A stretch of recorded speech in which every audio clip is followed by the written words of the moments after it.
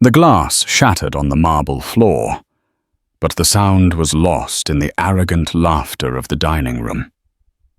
Carmen Jenkins, a waitress with $42 in her bank account and a world of debt on her shoulders, watched as the city's wealthiest diners mocked her. Her crime helping a disheveled old woman who had collapsed by the door.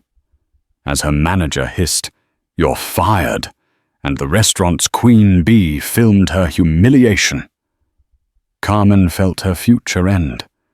But what none of them knew, as they sneered at the homeless woman, was that they weren't just insulting a stranger. They were insulting Eleanora Hayes, the mother of the most powerful billionaire in the country, and he was about to get a phone call. The Gilded Spoon wasn't just a restaurant. It was a statement. It was a 3-Michelin-star fortress of arrogance perched on the 54th floor of the city's most expensive skyscraper. Its windows didn't just overlook the city, they judged it.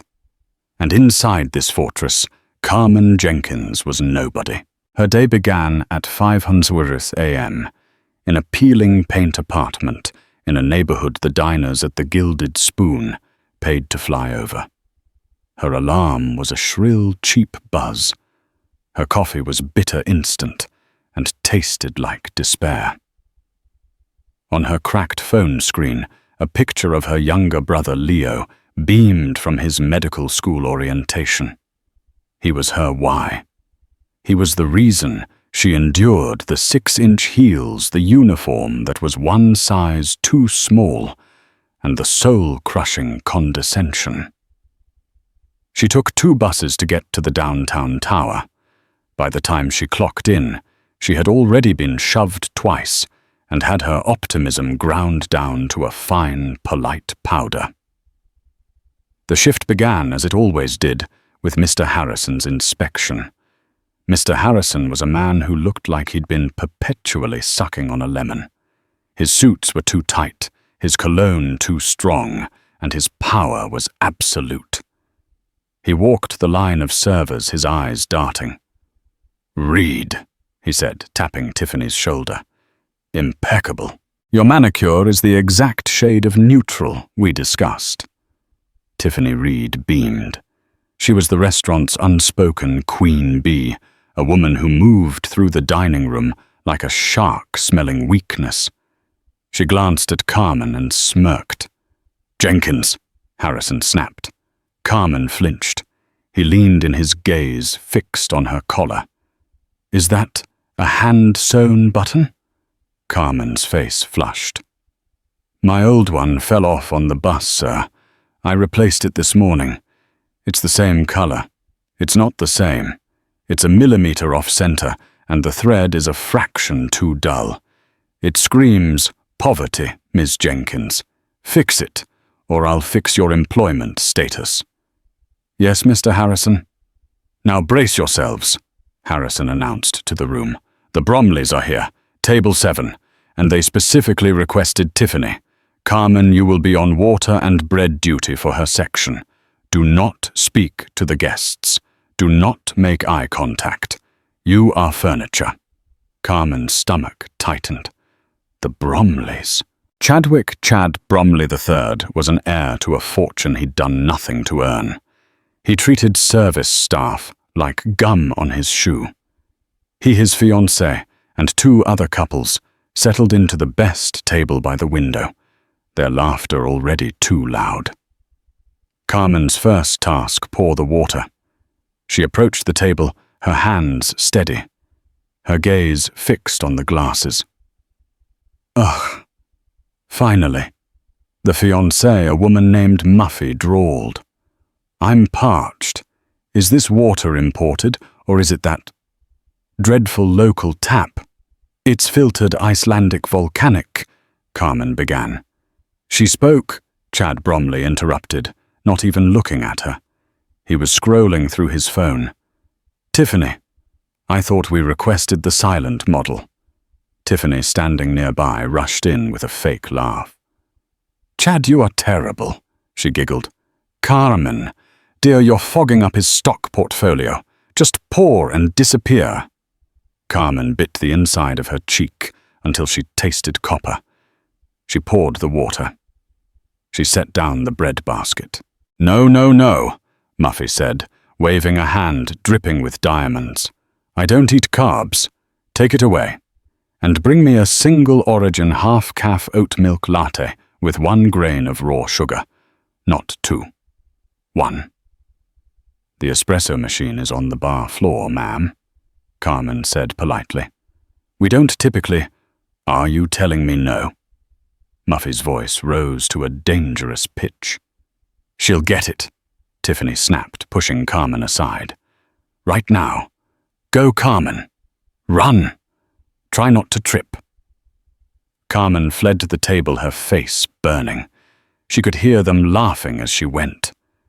She spent the next 2 hours in a state of high-alert humiliation. She was a ghost, a pair of hands, an object. She refilled water glasses for people who wouldn't look at her. She cleared plates holding half-eaten $300 steaks. She listened to Chad Bromley loudly describe his new yacht. Outside, the glorious sunny day had turned, as it often did, into a sudden violent thunderstorm.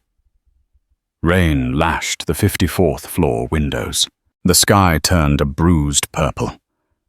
It was in this chaos, as the wind howled against the glass, that the front doors of the Gilded Spoon slid open. And the old woman entered. She didn't walk in. She stumbled. She was the antithesis of the Gilded Spoon. Her grey hair was matted by the rain. She wore a simple, slightly worn beige coat that might have been expensive 30 years ago. In her hand, she clutched a worn leather handbag, as if it were a lifeline. She looked lost, disoriented, and completely out of place. She dripped water onto the pristine white marble floor. Mr. Harrison, who was schmoozing a food critic at table 2, spotted her first. His face, which had been a mask of pleasantry, contorted into pure, unadulterated horror. "Security," he hissed into his lapel mic. "We have a situation at the hostess stand." The hostess, a young woman named Bianca, looked terrified. Ma'am, can I help you? Do you have a reservation?" The old woman looked up, her blue eyes wide with confusion. I'm here to meet my son, Damien. He told me to meet him." The Bromley table heard this. Chad let out a braying laugh. "Damien? Is she looking for Damien the dishwasher? She looks like she smells of old cheese." The old woman, startled by the laugh, took a step back. Her worn-out shoe hit the puddle of rainwater she had created. Her arms flailed. It happened in sickening slow motion. She went down. Hard. There was a sharp, wet thwack as her side hit the marble, followed by the clatter of her handbag, spilling its contents. A pair of reading glasses, a tube of lipstick, a small framed photo, and a handful of hard candies. A collective gasp went through the dining room. And then silence. A heavy, judgmental silence. Mr. Harrison was frozen, his face ashen. "Don't touch her," he commanded the staff. "She might sue. She's a vagrant. A grifter. Security is on its way." Tiffany Reed pulled out her phone, her thumb hovering over the record button. "Oh, this is tragic," she whispered to Muffy, her eyes sparkling with malice. "She's going to ruin the floor." The food critic at table 2 was watching his pen poised over his notebook. The old woman just lay there, groaning softly, rain and floor water soaking into her coat. She was clutching her wrist, her face pale with shock and pain. "Please," she whispered. My wrist." Carmen was holding a tray of empty champagne flutes from the Bromley table. She saw the old woman's face. She saw the fear.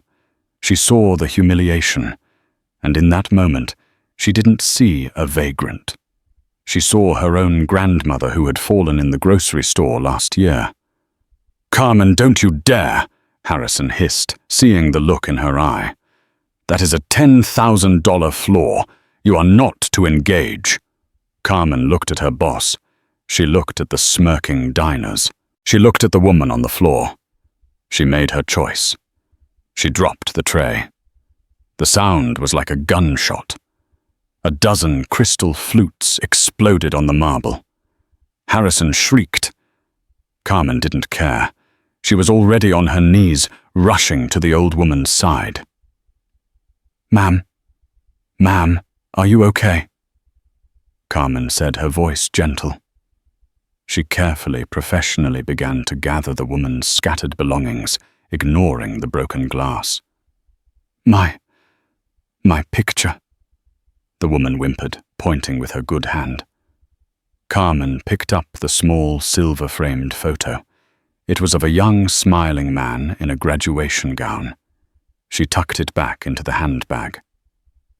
"Don't move," Carmen said, her voice full of an authority she never used. "Let me look at your wrist. I have basic first aid training." "Ms. Jenkins," Harrison was apoplectic, "you are fraternizing with a solicitor. You are contaminating the dining room. She's hurt, Mr. Harrison." Carmen shot back, her eyes flashing. "I am so posting this," Tiffany whispered, her phone's camera light glowing red. "Waitress attacks old lady. The clicks."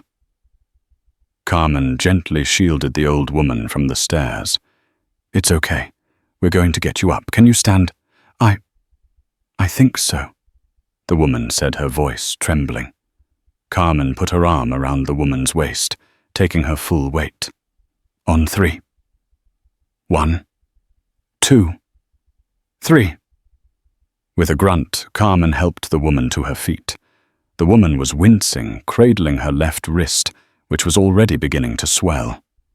"She's getting grime all over your uniform, Carmen," Tiffany called out, filming the whole thing. "That's so unsanitary. I'm going to be sick." "Chad," Muffy whined, "I've lost my appetite. This is a disaster. I'm going to give them 1 star on Yelp." "I'm going to get you somewhere warm," Carmen said, ignoring every single voice. She began to lead the old woman step by painful step, not toward the exit, but toward the staff-only kitchen entrance. "Where do you think you're going?" Harrison bellowed, his face a mask of rage. "I'm taking her to the break room. I'm calling a paramedic, and I'm getting her a warm, dry towel." "That is a direct violation of health code and restaurant policy. Then I guess you'll have to write me up," Carmen said, not breaking her stride. She kicked open the employees-only door and guided the shaken woman into the warmth and chaos of the kitchen, leaving a stunned, silent dining room and one incandescently furious manager in her wake. The kitchen was a blast of heat, steam, and shouting. The moment Carmen entered the head chef, a brute named Marco barked, "This is not a hospital, get her out. She's injured, chef. I need the first aid kit, now." Carmen's voice was steel. The kitchen staff, used to her quiet demeanor, stared. She settled the old woman onto the only chair in the tiny, windowless break room, a wobbly metal stool. The woman was shaking either from cold or shock. "Here," Carmen said, grabbing her own staff locker sweater, a faded blue cardigan, and wrapping it around the woman's shoulders. "Let me see that wrist." It was definitely sprained, possibly broken. Carmen was gentle as she wrapped it with a compression bandage from the kit. "Thank you, dear," the woman whispered. Her voice was surprisingly refined, despite her appearance. "You are very kind. They are very not." "Don't mind them," Carmen said, getting a bottle of water from the staff fridge. "They're just loud. They called me a vagrant." The woman's blue eyes were sharp, intelligent. They weren't clouded with confusion anymore. They were filled with a cold, clear appraisal. They assumed. You didn't. My grandmother taught me you don't judge a person by the coat they wear, but by the character they show, Carmen said, kneeling. I'm Carmen, by the way. Carmen Jenkins. I'm Eleonora, the woman said, managing a small, pained smile. Just Eleonora. I was supposed to meet my son Damien for a surprise lunch. He works in this building. I think I must have gotten the address wrong. He's very busy. I probably just confused him. It's an easy building to get lost in, Carmen said reassuringly. Do you have a phone? We can call him. Oh. Eleonora looked flustered. It's in my bag, but the battery died. Silly me. The break room door slammed open. Mr. Harrison stood there, flanked by 2 large security guards. His face was no longer red. It was a terrifying, pale white. Ms. Jenkins, your services are no longer required. Carmen stood up slowly. What? You are fired. Effective immediately. You caused a scene. You destroyed restaurant property. You brought an unsanitized person into a food prep area. You insubordinately spoke to me and to our premier guests. Pack your locker.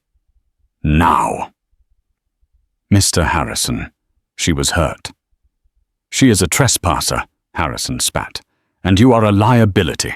Security, please escort Ms. Jenkins. And this off the premises. Eleonora tried to stand. Sir, this is my fault. This young woman was only— Silence, Harrison barked at her. You have no right to speak here. You are lucky I'm not having you arrested for trespassing. The 2 guards, big men, who usually dealt with drunk stockbrokers, looked uncomfortable. Sir, maybe we should just— Do your job, Harrison ordered. Get them out, through the service exit. I don't want them walking through my dining room again. Carmen felt a cold dread wash over her. Fired. Fired for helping someone. The rent. Leo's tuition. It all crashed down on her. Tears of pure hot rage welled in her eyes, but she refused to let them fall. She grabbed her thin coat from her locker. She had $42 in her bank account, and her next paycheck, which she now wouldn't get. Come on, Eleonora, Carmen said, her voice thick. Let's get you out of this horrible place. Carmen, your job. Eleonora looked devastated. Because of me. It's just a job, Carmen lied, her heart breaking. They were marched through a maze of back hallways, past steaming dumpsters and prep stations to a cold metal service elevator. The ride down was silent. The security guards deposited them into a concrete loading dock, the rain still pouring down outside the bay doors. Have a nice day, ladies, one of the guards said, not unkindly, before the door closed, leaving them in the damp, cold garage. Carmen was shaking. Eleonora looked at her, her face a mask of guilt. My child, what have I done? Carmen took a deep breath, pushing her own panic down. It's not your fault. He's a monster. Are you okay to get home? Can I call you a cab? I don't have any cash on me, just my card, Eleonora murmured. Carmen looked at the older woman. She looked at the rain. She thought of her $42.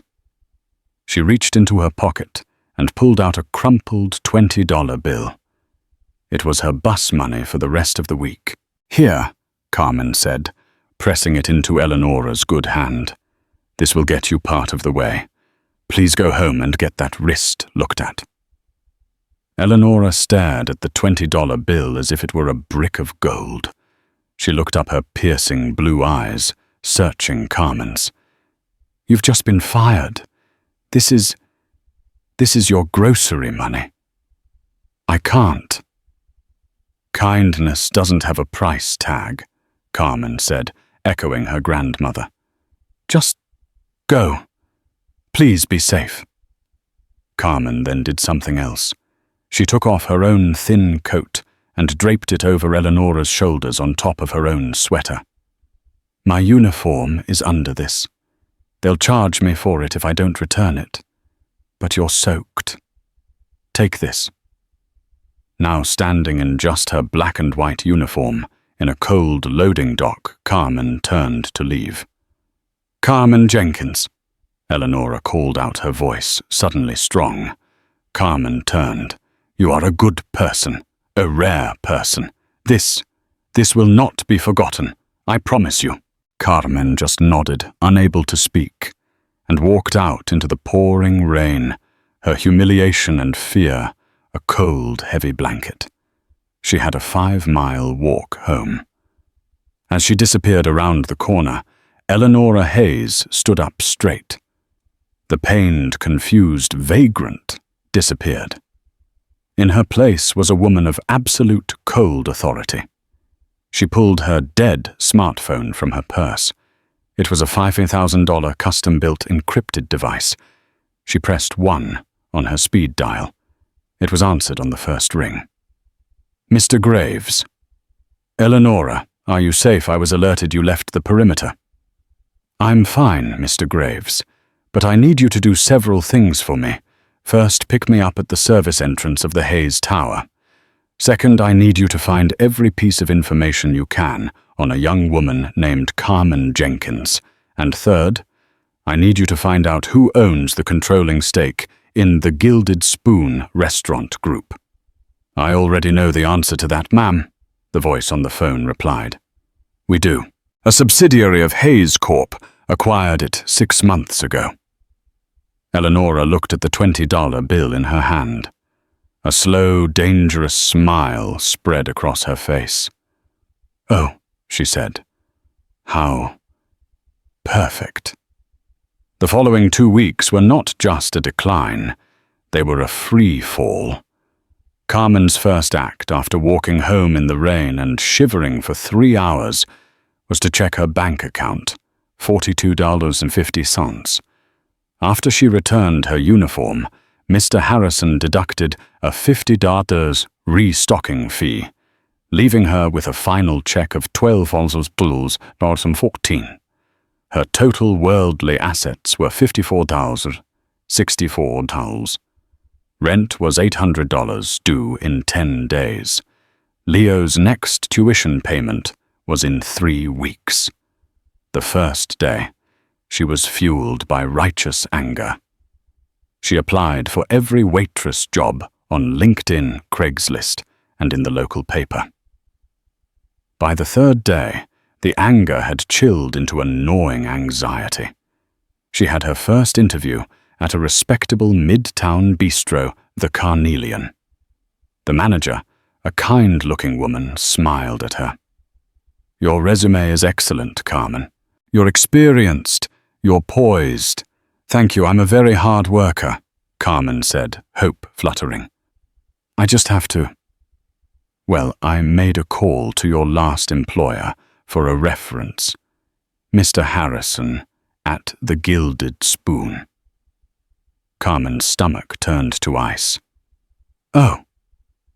"He said you were, and I quote, emotionally unstable, insubordinate, and a physical danger to the clientele. He also mentioned an assault. That's not what happened.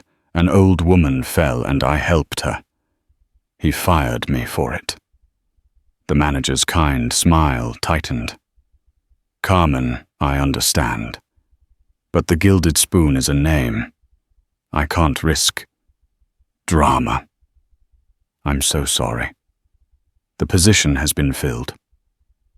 Carmen left her ears ringing. It was the same story everywhere.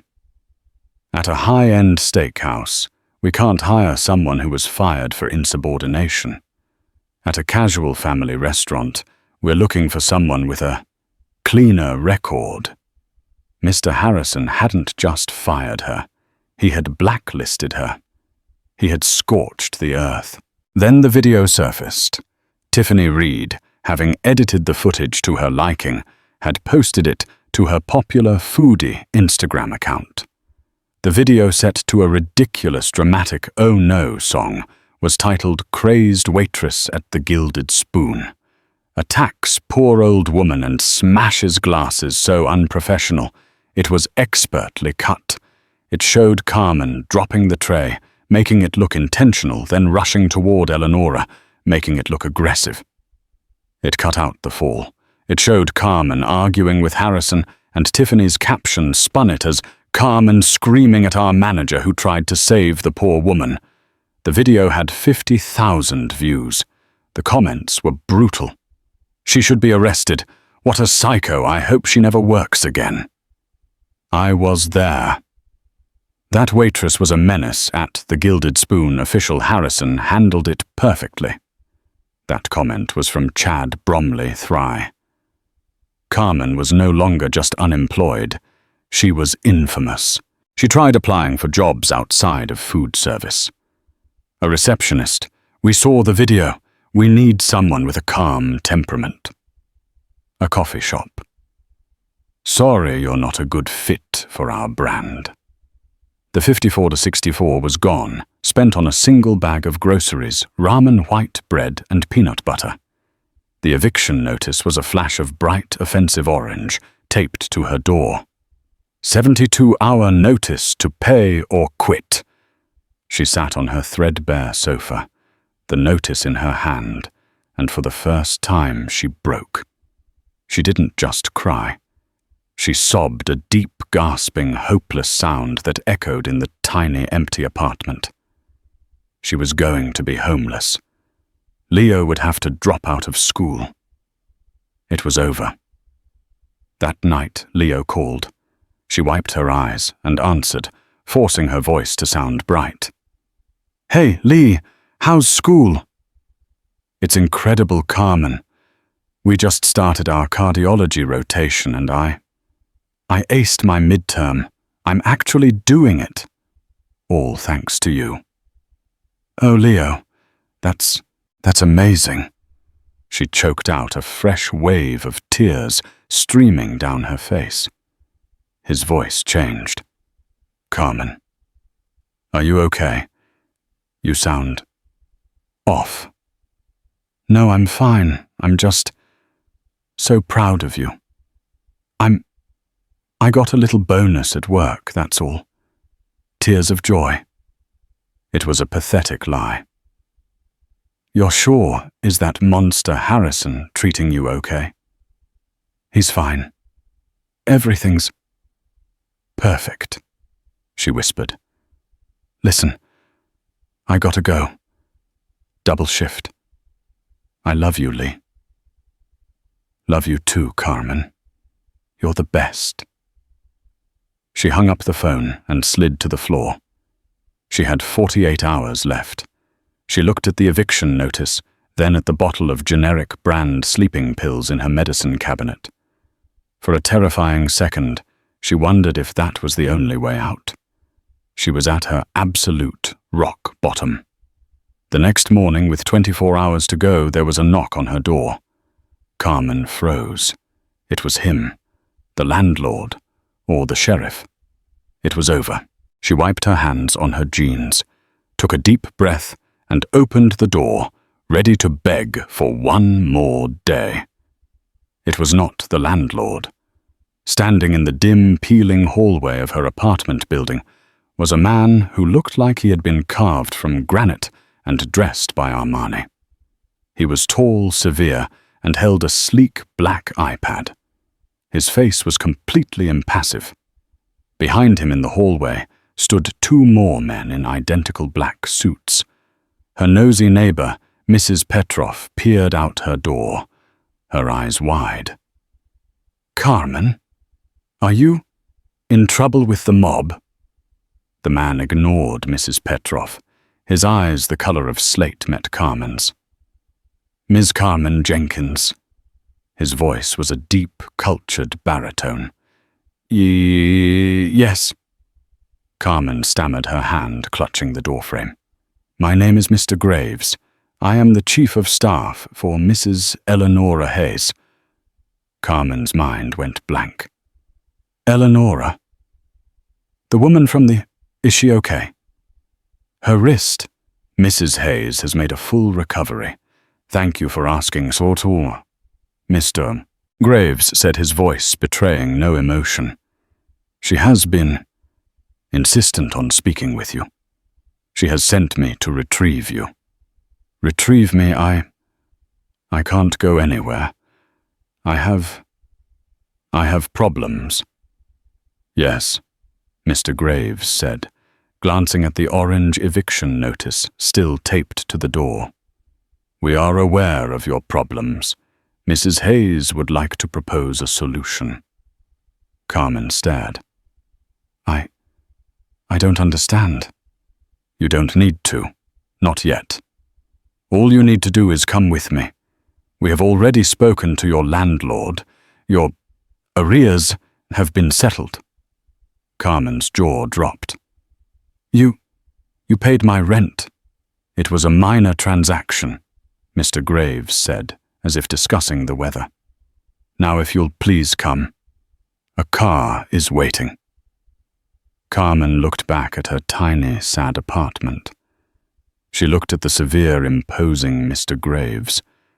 She had no money, no job, and no hope. She had absolutely nothing left to lose. Okay, she whispered. Let me get my keys.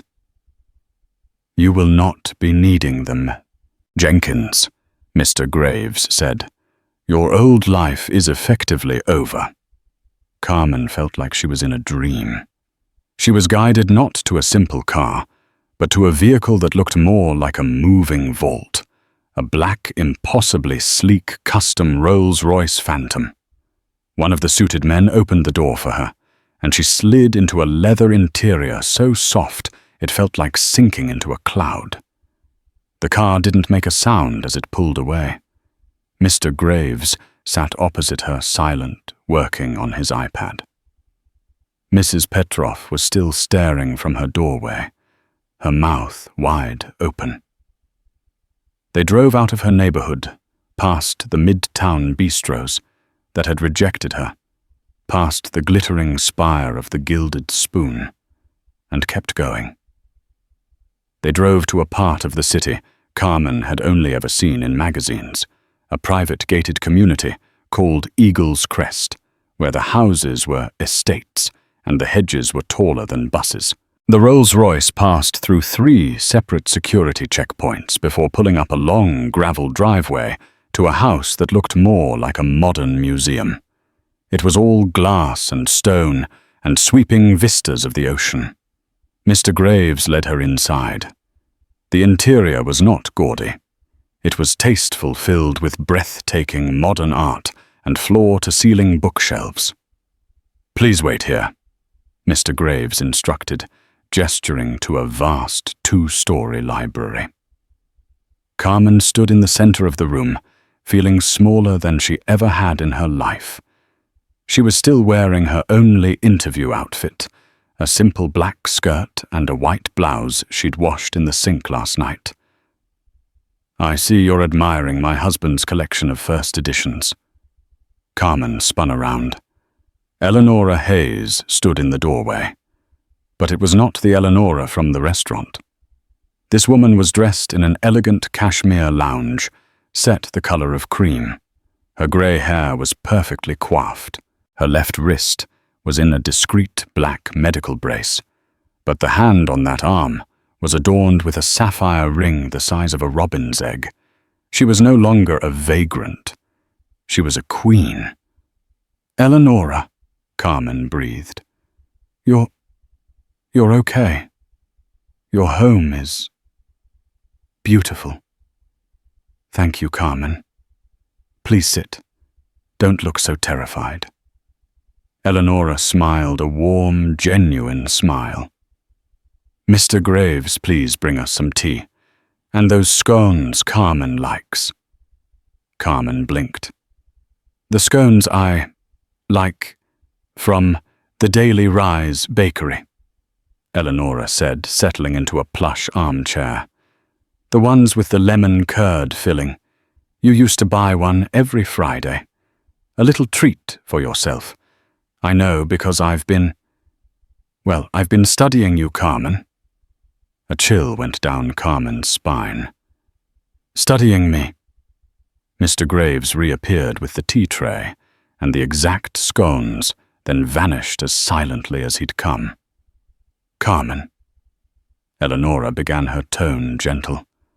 "I owe you an apology and an explanation. I am not a poor, confused woman. I am, as I said, Eleonora Hayes. My son Damien does indeed work in that building. He doesn't just work there. He owns it. He owns Hayes Corp." Carmen's face drained of all color. Damien Hayes. The Damien Hayes. The reclusive tech billionaire. The man who owned half the city. "Your son is Damien Hayes." "He is." Eleonora nodded. "And he is a good man, but he is surrounded by vipers. By Mr. Harrisons and Tiffany Reeds and Chad Bromleys. People who smile to his face and cheat him behind his back. People who value $1, but not a human." "So, the fall," Carmen whispered. "Was that a test?" "Not at first," Eleonora admitted. "I was genuinely going to surprise him for lunch. I often dress down. I find it's the best way to see the world as it really is. The fall. That was genuine. My shoe, the water. It was an accident. But the aftermath. That was the test. A test that every single person in that restaurant failed. Except for you." Carmen's hands were shaking. You let me get fired." The words hung in the air. Eleonora's face grew serious. "Yes, I did. I had to. Carmen, if I had stood up and announced who I was, what would have happened? They would have apologized. They would have fawned all over you." Carmen reasoned. "Exactly. And Mr. Harrison would have praised you. What a wonderful, attentive employee, helping my most cherished guest. And you would have kept your job, and I would have learned nothing. Instead, I let it play out. I saw a manager who valued image over humanity. I saw a co-worker who valued clicks over compassion. And I saw you, a young woman who had nothing and who was willing to lose everything. For a stranger." Eleonora leaned forward. "I saw you give me your last $20. I saw you give me the coat off your back in a loading dock after you had just lost your entire life. Do you know how rare that is, Carmen? In my world, it's non-existent." "So what happens now?" Carmen asked, her voice small. "Now we begin." "First," Eleonora said, "Mr. Graves has been busy." She gestured to the iPad on the table. "The Gilded Spoon. As of this morning, Mr. Harrison has been terminated for cause. The board has accepted his resignation." "What about Tiffany?" Ms. Reed. Her Instagram post and the unedited video from the restaurant security cameras have been sent to every major news outlet in the city, along with a statement from our legal team regarding a multi-million-dollar defamation lawsuit. Her foodie career is over. As for Mr. Bromley, my son made a call to his father. Apparently, young Chadwick's company was entirely funded by a contract with Hayes Corp. That contract has been cancelled. Carmen's head was spinning. It was total, swift, and absolute. "But that's not why I brought you here," Eleonora continued. "I didn't bring you here for revenge. I brought you here for your future. I paid your rent," Carmen not as a gift, but as an advance. An advance for what? A job. You see, I am the head of the Hayes Foundation, our family's philanthropic arm. We manage billions of dollars in charitable giving. But I am drowning in spreadsheets and people who know how to optimize giving. I am desperate for someone who knows how to give. Someone who understands that sometimes the most important donation is a $20 bill for a cab. Someone who sees the person, not the balance sheet. Eleonora smiled. I want to offer you a position, Carmen, as my new special projects coordinator. You won't be a waitress. You'll be my right hand. You'll help me decide where our money goes, and who it helps. Carmen was speechless. I'm a waitress. I don't have an MBA. I don't know anything about philanthropy. You know everything about it, Eleonora said firmly. You have a degree in integrity. You have a master's in compassion. I can teach you how to read a balance sheet, Carmen. You are here to teach me how to remember what's important. She then slid a file across the table. This is your employment contract. Your starting salary is... Well, you can read it yourself. It also includes a new corporate apartment in the Hayes Tower. And this, she opened a second file. It was a receipt. Paid in full for the entire 4 years of Leo Jenkins's medical school tuition, including his living stipend. He'll never have to worry about $1 again. Carmen looked at the receipt. Her vision blurred. The sobs that had torn her apart in her apartment came back, but this time they weren't of despair. They were of a release so profound, it was painful. She dropped her head into her hands and wept. Eleonora waited. After a moment, she walked over and put her good hand on Carmen's shoulder. Welcome to the family, Carmen. Your new life starts Monday. But first, we have one last piece of business to attend to, at your old restaurant. The weekend was a blur. Carmen moved out of her peeling paint apartment and into a stunning minimalist penthouse on the 60th floor of the Hayes Tower, 6 floors above the Gilded Spoon. It had windows that stretched from floor to ceiling furniture that looked like art, and a refrigerator that was stocked with actual food. The first thing she did was call Leo. When she told him his medical school was paid for all of it, he was silent for a full 10 seconds before he broke down. For the first time, Carmen was the one listening to him cry with relief. Her first 2 days at the Hayes Foundation were a whirlwind. Mr. Graves, it turned out, was not just Eleonora's chief of staff. He was now Carmen's dedicated transition manager. He was ruthlessly efficient. This is your new tablet, he said, handing her a device. It is synced with Mrs. Hayes's schedule and the Foundation's portfolio. This is your new corporate card.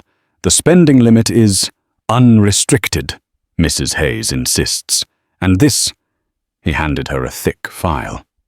This is the complete operational and financial overview of the Gilded Spoon restaurant group. You will need to be familiar with it by 500 p.m. Wait, why? Carmen asked, her heart pounding.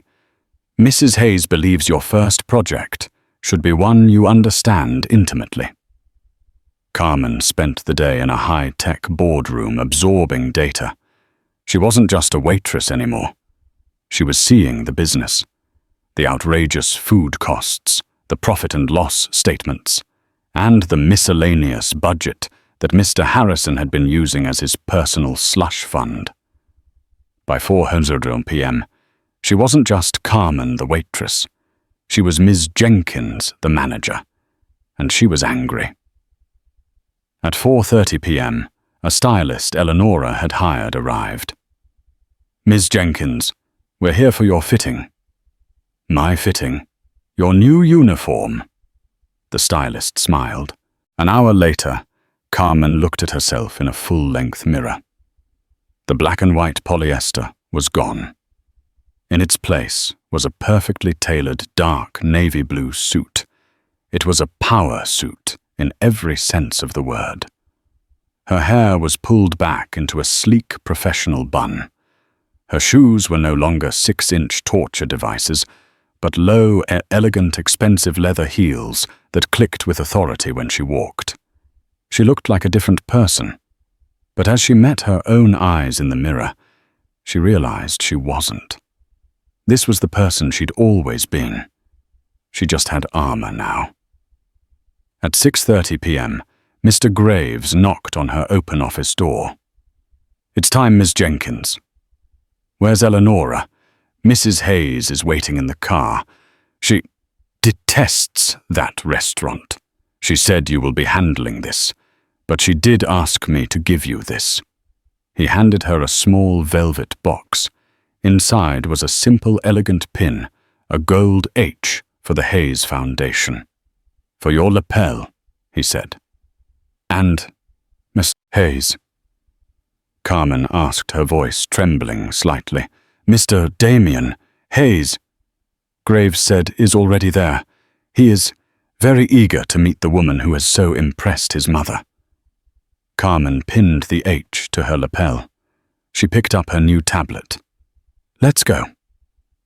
The Gilded Spoon was not just a restaurant. It was a theater of arrogance. On this Friday night, it was at the peak of its performance. The air was thick with the scent of truffle oil, expensive perfume, and entitlement. The clinking of crystal glasses was a symphony of wealth, and the low, confident murmur of the city's elite was the soundtrack. The new manager, a man named Julian, who had been hired for his uncanny resemblance to Mr. Harrison's soulless efficiency, was preening. He was fawning over a local politician at table 4, a bottle of $5,000 wine in his hands. And then the heavy glass front doors slid open. The restaurant didn't just quiet down, it held its breath. A man had entered. He wore no suit, no tie. He was dressed in a simple black turtleneck and dark, perfectly cut jeans. He had an aura of stillness, of such intense, quiet power that every diner and every server froze. He was the ghost of the city, the man who owned the building they were in and half the skyline around it. Damien Hayes. Julian, the manager, dropped his smile. It clattered to the floor. Mr. Hayes," he stammered, abandoning the politician and rushing forward, his hands shaking so badly he nearly dropped the wine. What an honor. We don't have you on the list, sir, but that's no matter. We can have the best table 7 cleared for you. Immediately. Don't bother." Damien's voice was quiet, but it sliced through the room. "I'm not here to eat. I'm waiting for my associate." "Your associate, sir?" Julian was flustered. As if summoned, the glass doors slid open again. In walked Mr. Graves, his granite-like presence radiating a cold, legal authority. And behind him, heels clicking with a steady, unfamiliar rhythm on the marble, was Carmen Jenkins. She was unrecognizable. The ill-fitting polyester was gone. In its place was a dark navy blue suit, tailored so perfectly it looked like a second skin. Her hair was in a sleek, professional bun. Her face, no longer pale with anxiety, was set in a mask of calm, focused determination. On the lapel of her suit was a simple, elegant gold pin, the H of the Hayes Foundation. The kitchen staff, peering through the porthole window, stared in disbelief. The hostess Bianca dropped a stack of menus, and at the front podium, Tiffany Reed, who had been demoted to hostess after the new manager decided she was too much of a liability to be near the tables, looked up. Her perfectly lipsticked mouth fell open. Confusion, disbelief, and then pure, unadulterated venom. Carmen, she hissed, her voice loud enough to carry. What in God's name are you doing here, and what are you wearing? Did you steal that? Carmen didn't even look at her. She walked past the hostess stand, her eyes fixed on Julian. Tiffany, incensed, stepped in front of her. I'm talking to you. I don't know what kind of game you're playing, but the service entrance is in the back. Get out, now. She turned to Damien Hayes, her voice instantly shifting to a syrupy, flirtatious purr. Mr. Hayes, I am so sorry. This is a former employee. She's mentally unstable. She was fired for attacking a guest. I'll have security remove her immediately. She reached for her lapel mic, the same one Harrison used to wear. I wouldn't do that, Ms. Reed. Carmen's voice was not the voice of the waitress. It was cold. It was clear. It was final. She looked past Tiffany at the terrified new manager. Julian, correct. I'm Carmen Jenkins. I'm the new Special Projects Coordinator for the Hayes Foundation. We're here to conduct a final review. Julian looked at Damien, his eyes wide with panic. Mr. Hayes, I don't understand. Damien Hayes stepped forward, standing shoulder to shoulder with Carmen. Let me clarify. Ms. Reed, you are mistaken. Ms. Jenkins is not here by accident. She is not a vagrant. She is, however, my mother's most trusted advisor. And as of 5:00 p.m. today, she is your new boss. The silence in the room was so complete, a pin drop would have sounded like a bomb. Tiffany's face went through a rapid, ugly series of contortions. Boss.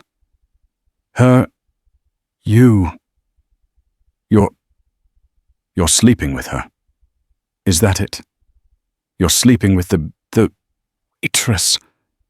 The insult hung in the air. Damien Hayes simply raised an eyebrow. No, but you, Ms. Reed, are in a great deal of trouble. Carmen stepped forward, holding her new tablet. Tiffany, 2 weeks ago, you filmed an injured woman and a terminated employee on this floor. You then posted a 58-second deceptively edited clip to your Instagram account, @Tiff's Tastes, with the caption, and I quote, "Crazed waitress attacks poor old woman. So unprofessional." Carmen tapped her tablet. On the large flat-screen monitor on the wall, usually reserved for displaying the wine list, Tiffany's Instagram post flashed to life for the entire restaurant to see.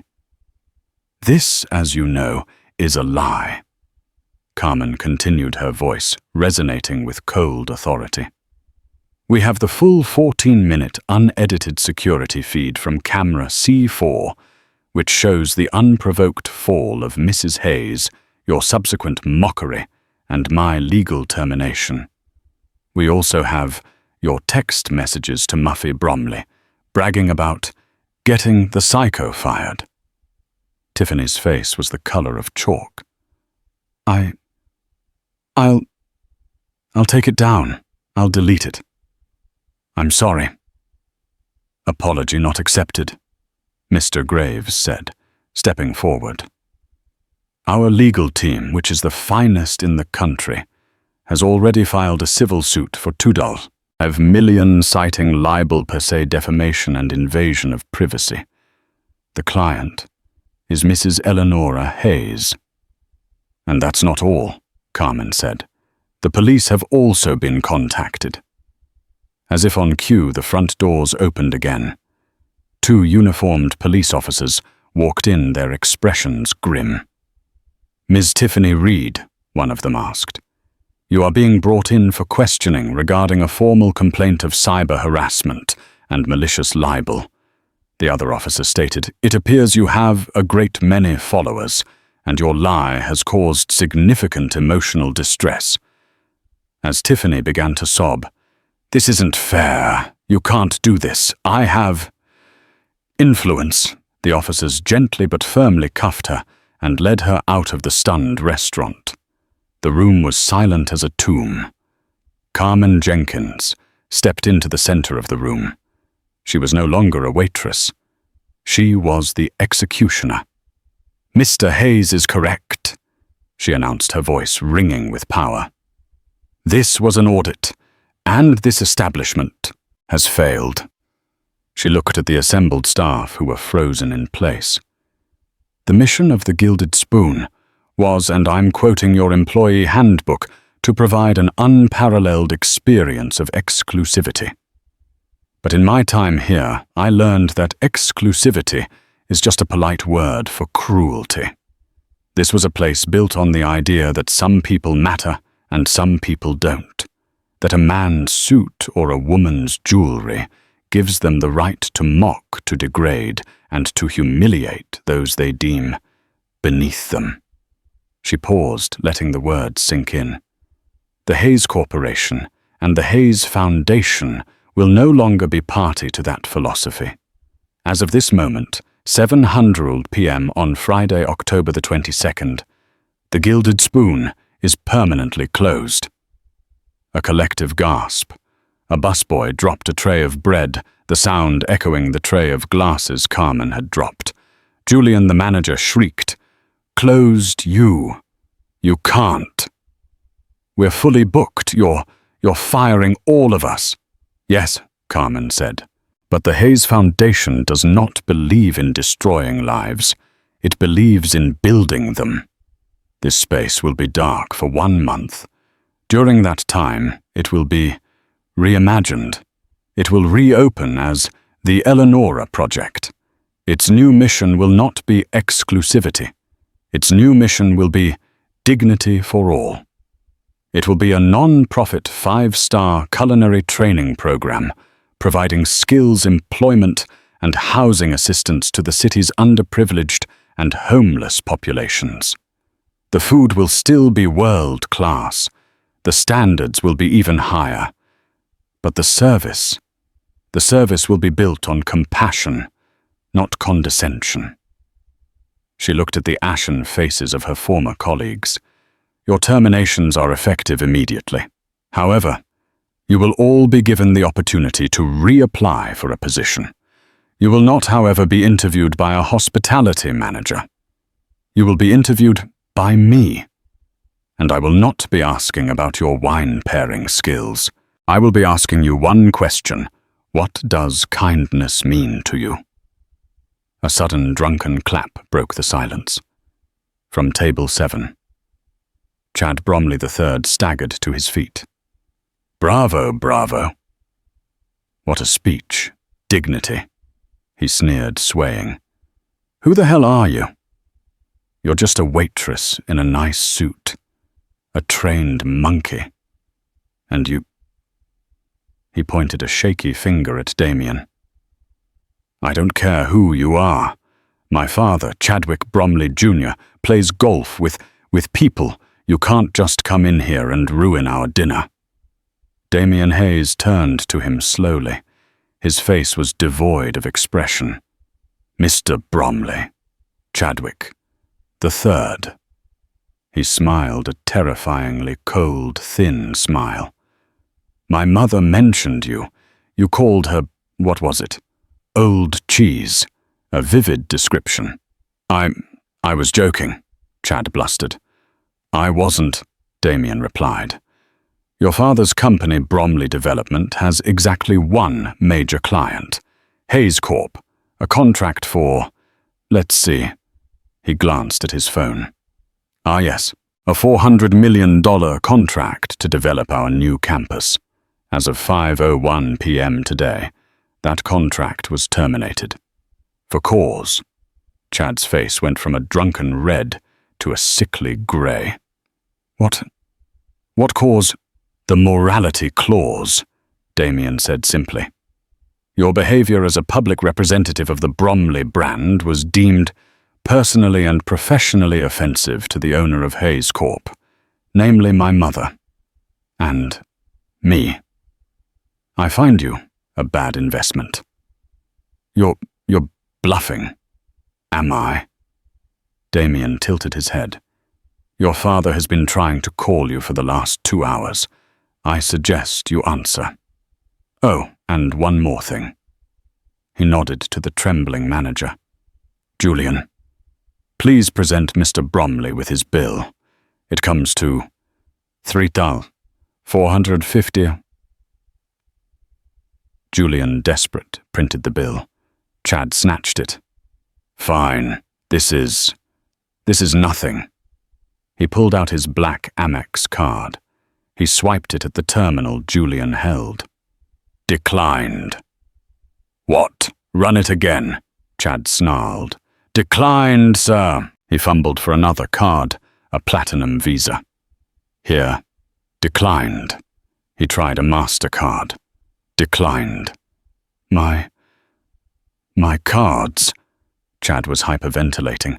"They've all been suspended, Chad," Damien said softly, "by your father. It seems your allowance is over." "Mr. Graves," Damien said, not taking his eyes off Chad. "Please have security detain Mr. Bromley for theft of services. The police can add him to their list for the evening." As Chad began to scream, "You don't know who I am. You can't do this to me." 2 security guards calmly lifted him by his arms and escorted him out. The restaurant was now silent as a crypt. Carmen Jenkins stood in the middle of it all. She looked down at the white marble at the exact spot where the glass had shattered, where Eleonora had fallen, where her life had supposedly ended. She remembered the laughter, the mockery, the coldness of Mr. Harrison. She looked up. The wealthy diners were staring, mouths open. The staff were ashen-faced. She had her vindication. But it was more than that. It was justice. It wasn't just revenge. It was a new, better beginning. Damien Hayes walked to her side. He didn't touch her. He just stood with her, a silent pillar of support.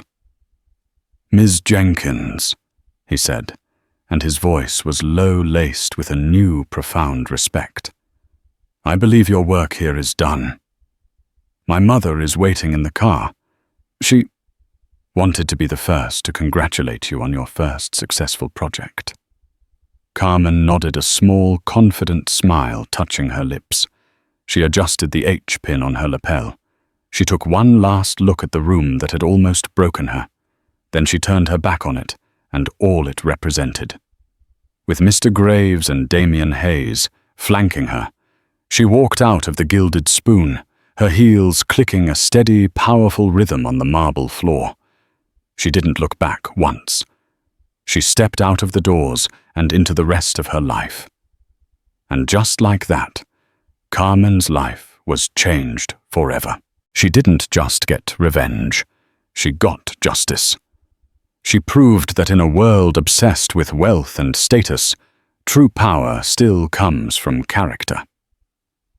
The Gilded Spoon was a place that judged people by their bank accounts, but Carmen, with Eleonora and Damien's help, built a new place that judged people by their hearts. The story of the Eleonora project became a legend in the city, a reminder that the person you ignore, the person you mock, might just be the one holding the keys to your entire world. It's a powerful lesson.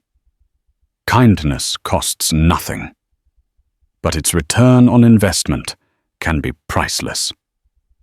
Thank you so much for listening to this story. What did you think of Carmen's incredible turnaround? And what would you have done if you were in her shoes? Let me know in the comments below. If you loved this video, please give it a like, share it with someone who needs to hear it, and make sure you subscribe to the channel and ring that notification bell. We have so many more stories of drama and justice coming your way, and you don't want to miss a single one.